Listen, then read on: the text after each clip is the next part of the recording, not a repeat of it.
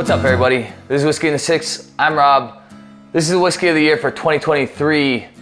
I usually do a top 6 list because it's Whiskey in the Six, and I usually give you guys some honorable mentions just to add a little bonus to it. This year, quick disclaimer, the Springbank 15 from 2022 that I reviewed earlier on this year, not that long ago actually, probably would have won again, but I decided to keep it off my list because Springbank 15 won last year, and I didn't want to do another Springbank 15. Not to mention, it's also a 2022. One was from January, the other one was from June. So I decided to keep it off the list, keep it in the honorable mentions. We all know Springbank is great. We all know that whiskey is great.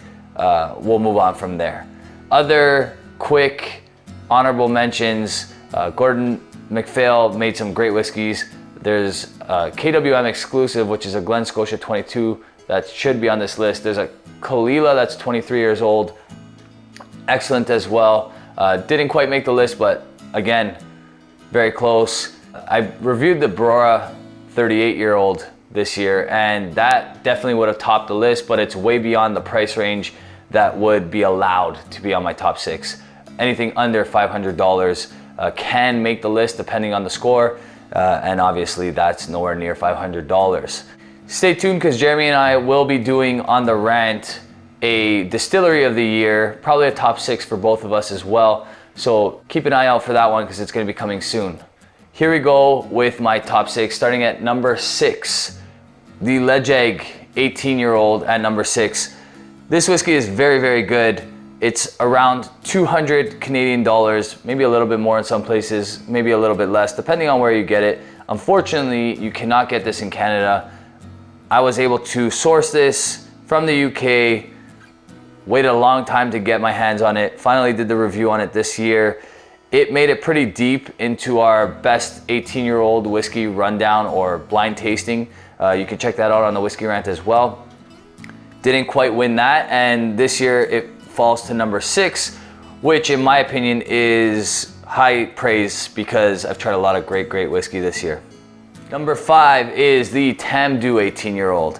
Now, this is a full bottle that's unopened because I did a bottle split of the first one that I opened with a buddy, and I took a portion that wasn't in a Tamdhu bottle. So I decided to show you guys what it looks like here. Tamdhu 18, I bought a backup obviously. I highly recommend this whiskey.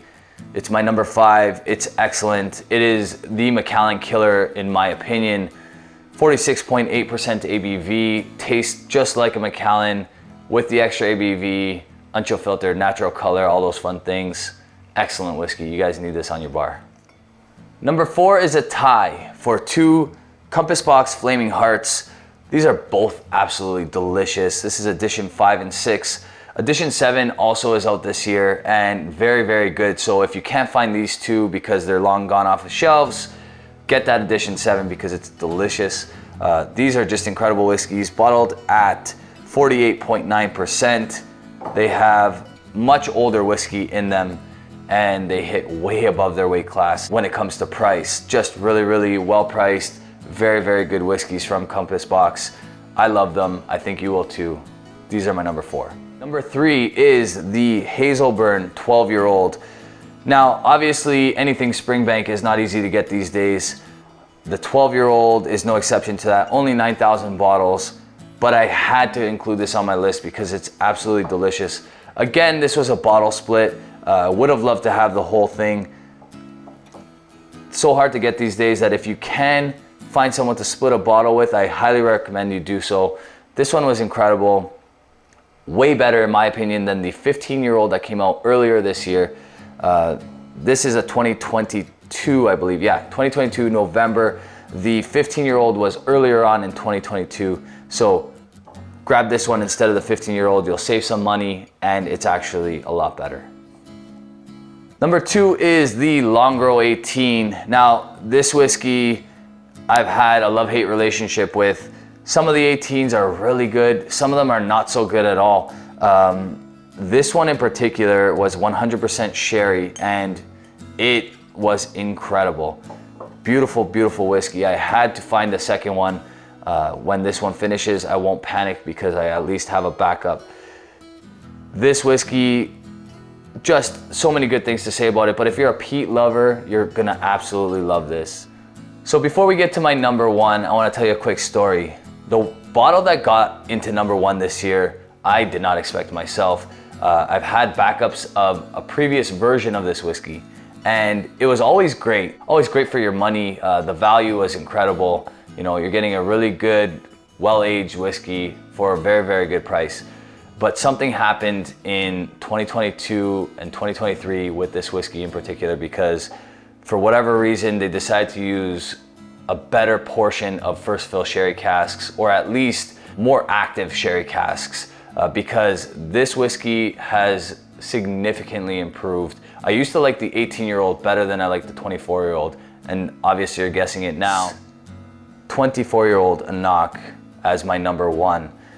Just an incredible whiskey. As soon as I tasted it, I knew I had to have more of it. So I went out and did exactly that. I bought more of it. 46% unchill filtered, no added color. The color of that is absolutely gorgeous. It is 24 years old.